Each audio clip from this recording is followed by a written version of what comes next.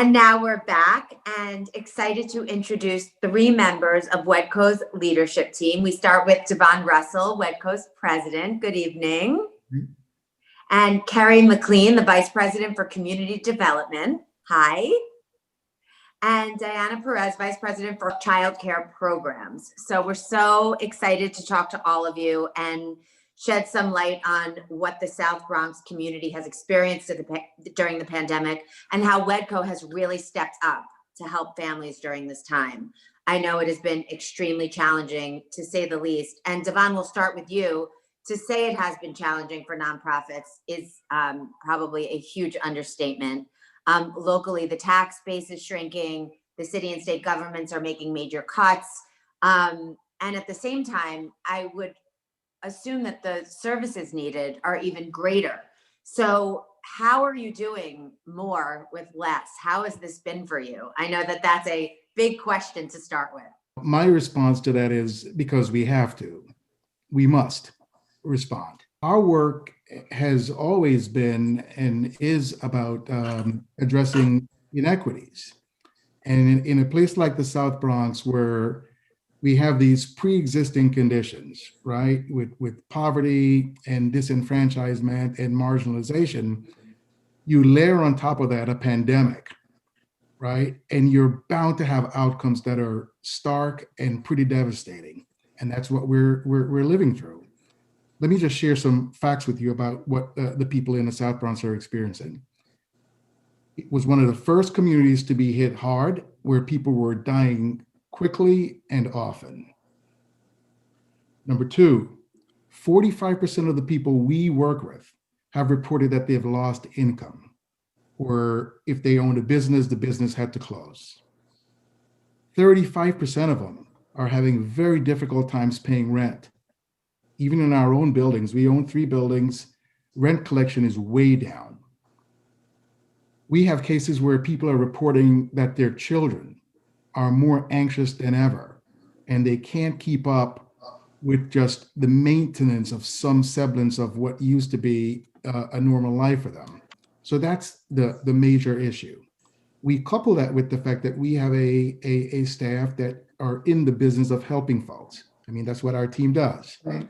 And they too are vulnerable. The people we work with are the same demographics as the people who are being hit by COVID. And one of the things that I was most concerned about very early on at the beginning of the pandemic was, how do we keep our staff safe? And it's true to say that one of the most painful experiences for me, during the summer, was making over 14 calls to staff members who had lost spouses or family members to COVID. So that is what we have been dealing with. So what have we done in response to this? We have dug deep as a team, and I thank all the people who have made our life so much better because of their willingness and generosity to give to us. A quick story. I have a friend of mine who called me up, again, very early on, and he said, Davon, whenever there's been a world event, such as a pandemic or World War II, one of the sleepers until it hits a very staggering proportion has been hunger. People are going to go without food, and you can't afford to let that happen.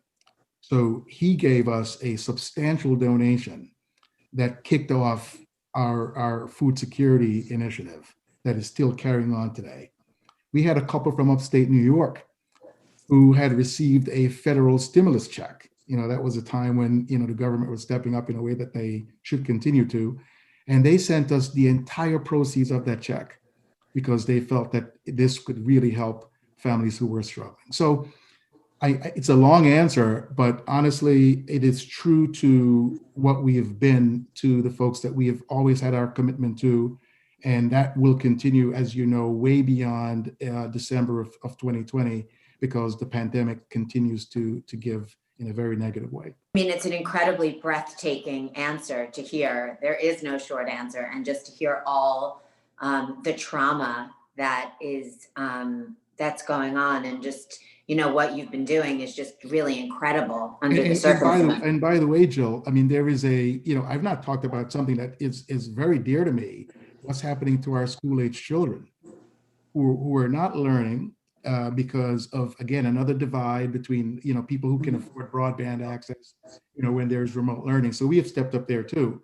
And I'm sure throughout the program, we'll get, you get a better idea of how we've addressed that. But that too is a huge chasm of kids who aren't learning and who are already starting in a place where they're not playing on the same playing field as their colleagues who live below 96th Street.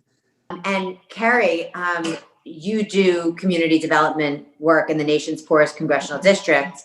And earlier this year, the Bronx unemployment rate was 25%. Just one example of how COVID has disproportionately impacted WHEDco's neighborhoods.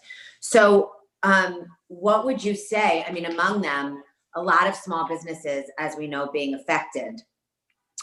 So how has your team been able to help these small businesses and entrepreneurs who are probably pre-pandemic already struggling and giving it all they've got, and now have this extra weight on them? It's been tough.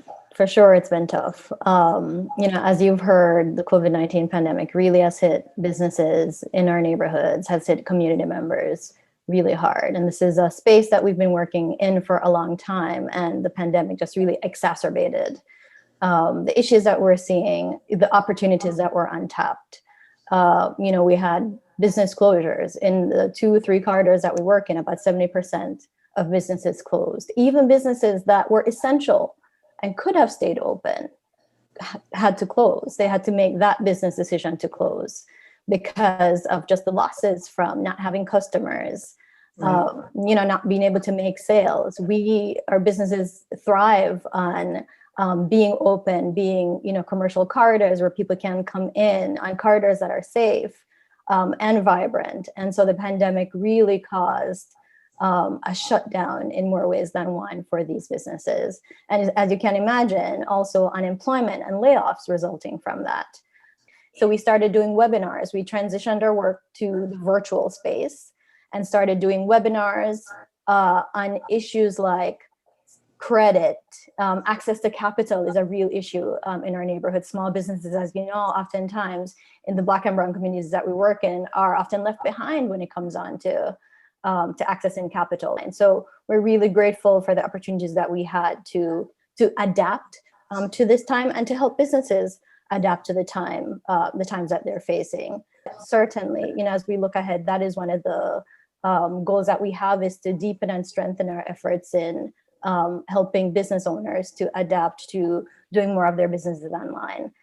Business owners are really resilient and resourceful. They teach us so much about how to adapt and how to make things work under difficult circumstances. We're really just looking forward to continuing to support and to work with business owners, work with our allies, work with our funders to ensure that whether it be grants or other types of support and technical assistance, that we're able to provide that, working with business owners to empower them to thrive and to move forward.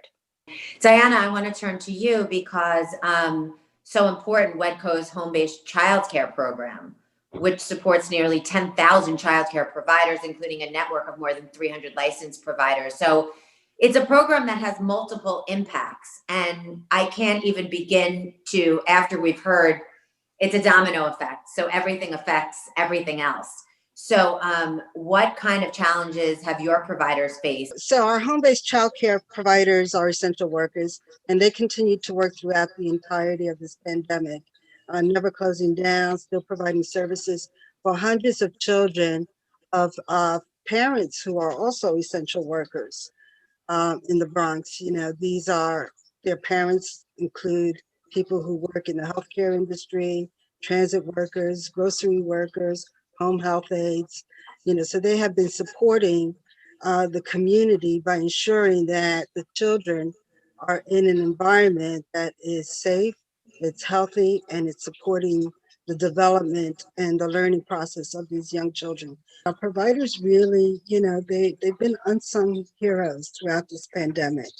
They're very often not recognized in the childcare world as the professionals that they are.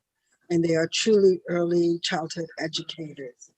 And so we were very fortunate to be able to obtain a lot of the PPE supplies personal protection equipment, including masks and cleaning solutions and hand sanitizers, and ensure that all of our providers had access to these resources and materials that were needed so that they can maintain a healthy and safe environment for the kids that were in their care. We were able to leverage some partnerships that allow some of our providers to apply for grants, and we were very happy that 65 of our providers affiliated were able to receive funding through our partnerships in the amounts from $3,000 to $10,000 to help offset some of their expenses and their costs. As we look into 2021, just briefly, and this is a holiday season like no other that will be so difficult for so many families for such a variety of reasons. Everybody's going through some sort of trauma.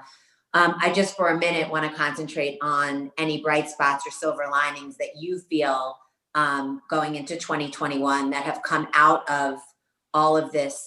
I think one of the bright spots is certainly seeing the spirit of community that we've seen reinforced, even in the virtual space, where people have maybe come to one of the dance classes that we've had, so that they're not isolated at home. Davon, mentioned just the feelings of isolation and anxiety that we've seen, increase among people, and us being able to provide those opportunities for people to connect for sure. Just that sense of community is a thread that I think is a silver lining. What I've seen happen is the philanthropic community has really stepped up to the plate and has really, and I think that's been something that's been a really bright spot in all that's happening, is that they recognize the need to continue to support and contribute to organizations like ours. What would you say going into 2021 is a silver lining that you can grab? I'm humbled by and inspired by the team that I work with. There's never been a day throughout this where I've reached out and have come up with some crazy idea or a direction about how to address what we're dealing with, where they haven't stepped up and say, yes, I'm with you. My hope is that we'll have leadership, at the very, very top at a federal level that will help guide us through this in a way that, makes sense for everybody. And that's my hope. Right, well, thank you so much for enlightening me and everyone watching.